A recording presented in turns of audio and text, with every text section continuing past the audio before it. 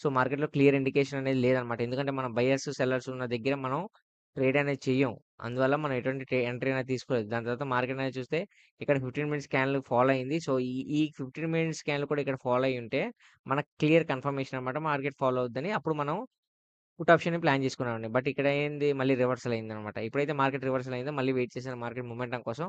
Market momentum నాకెక్కడ అనిపించలేదు. ఇక్కడ సడెన్‌గా రైజ్ అయింది మార్కెట్. రైజ్ అయిన తర్వాత ఆబ్వియస్‌లీ మార్కెట్ ఫాలో అవుద్దని తెలుసు. ఎందుకంటే మార్కెట్ ఇక్కడ రైజ్ అయిన తర్వాత ఇక్కడ మార్కెట్ అనేది ఇక్కడ స్ట్రాంగ్ రెసిస్టెన్స్ లెవెల్స్ ఉంది కాబట్టి ఇక్కడ మార్కెట్ ఫాలో అవుద్దని తెలిసి ఇక్కడ మనం ఎంట్రీ తీసుకోవాలి. కానీ వెయిట్ చేశాననమాట.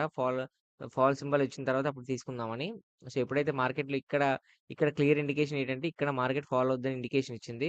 సో, ఎప్పుడైతే మార్కెట్ క్లియర్ ఇండికేషన్ ఇచ్చిందో ఇక్కడ నేను పుట్ ఆప్షన్ ప్లాన్ చేసుకున్నాను. సక్సెస్‌ఫుల్‌గా అయితే ప్రాఫిట్ క్యాప్చర్ చేసుకున్నాను. దాని తర్వాత మళ్ళీ మార్కెట్ ఫాలో అయిన తర్వాత ఇక్కడ స్ట్రాంగ్ సపోర్ట్ లెవెల్ దగ్గర మార్కెట్ అనేది రికవరీ అయిపోయి మార్కెట్ అయితే ఈరోజైతే పాజిటివ్ సైడ్‌గానే నిలిచింది. యాక్చువల్లీ